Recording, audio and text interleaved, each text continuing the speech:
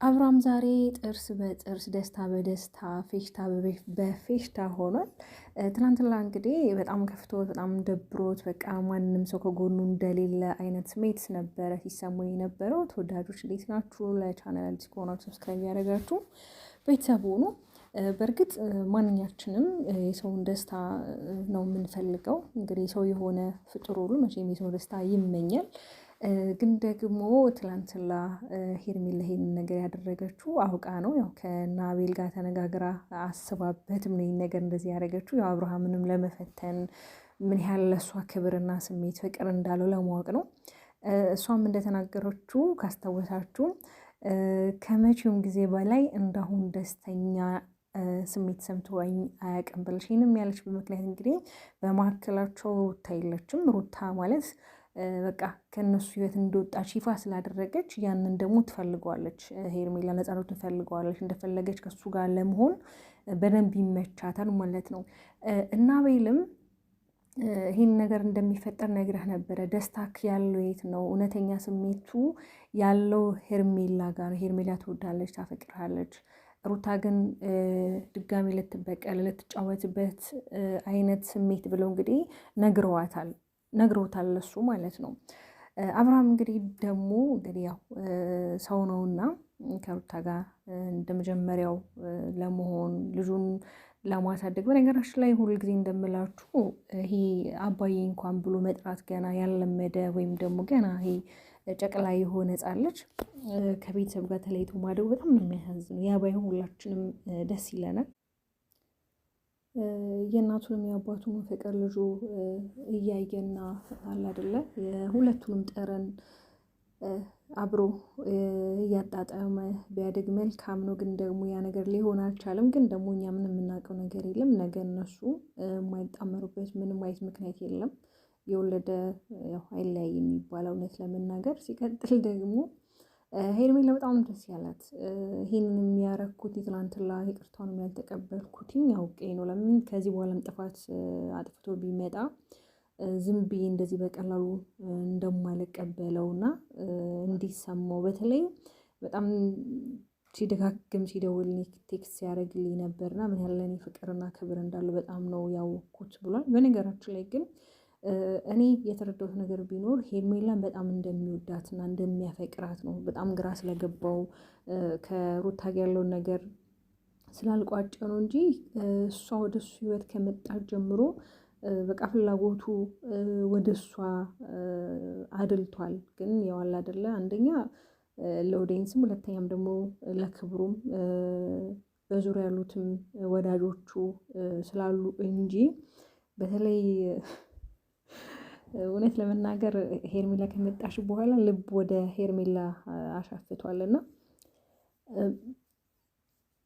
እንግዲህ ያው እሷ የመጣችበት መንገድ ያው ሁሌም እንደምላችሁ እሱን ሰርፕራይዝ አድርጋ ነው የመጣችሁ። መጀመሪያ ግን ከዛ ፊት አጥንታ ከዛ ፊት መቼም የሆነ የሚታወቁበት መንገድ ይኖራቸዋል እንጂ በእንደዚህ አይነት ማለት በአመጣጧ ብቻ አይደለም የሆነ አብርሃም ልትፈልገውና ወደ እንደዚህ አይነት ቦታ ወይም ወደ ፍቅር ልትገባ የቻለችው ማለት ያለውን ነገር አይታ ግራና ቀኝ አጥንታ ምናምን ነገር ነውና እና አቤልም ዛሬ በጣም ደስ ያላቸው እኛ እንድታዘን እኛ እንድትከፋ አንፈልግም። ከዚህ በፊትም እኛ ነግረህን ነበረ፣ ግን አንተ ልትረዳንና እኛ ልታዳምጠን አልቻልክም እንጂ የሚጠቅምህ ሰው ወይም ደግሞ የምታፈቅርህ ሄርሜላ እንደሆነች ነግረህናል ብሎታል።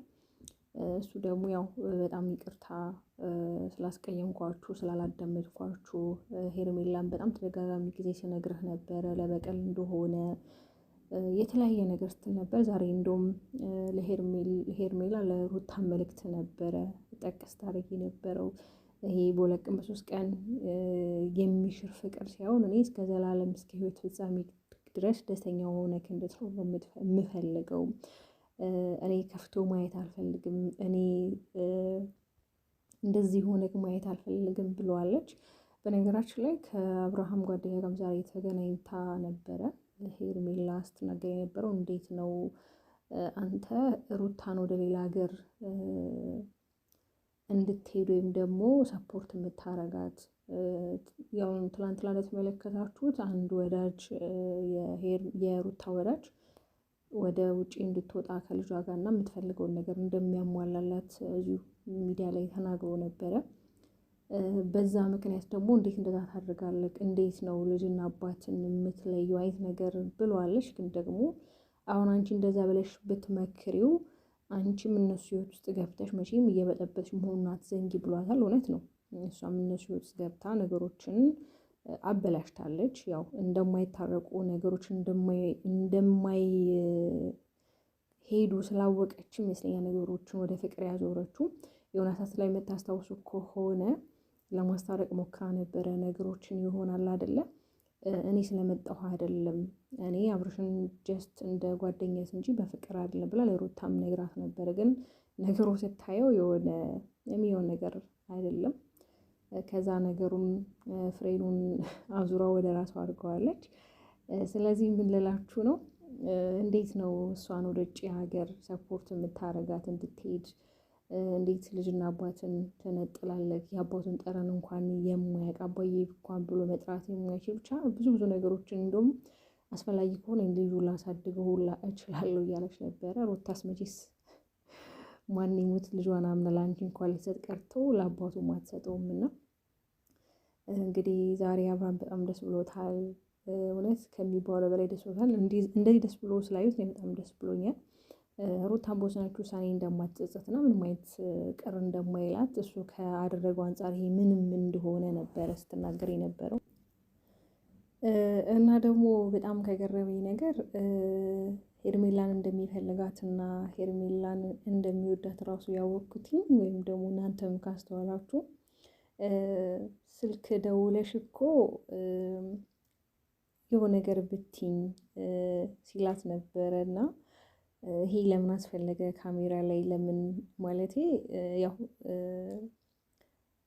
ቴክስትም እያደረገ እየደወለም ሲጨቀጭቃት ነበር። እና ያንን ራሱ እናንተ ማስተዋል ትችላላችሁ እንደሚወዳት እንደሚፈልጋት ማለት ነው። ስለዚህ በስልክ እኮ የሆነ ወይም ቴክስት አድርሽ የሆነ ነገር ማለት ትችይ ነበር ብሏታል። ሲቀጥል ደግሞ ዛሬ አለባበሳችን አንድ ነው ምናምን ነገር ያለሽ ነበረ።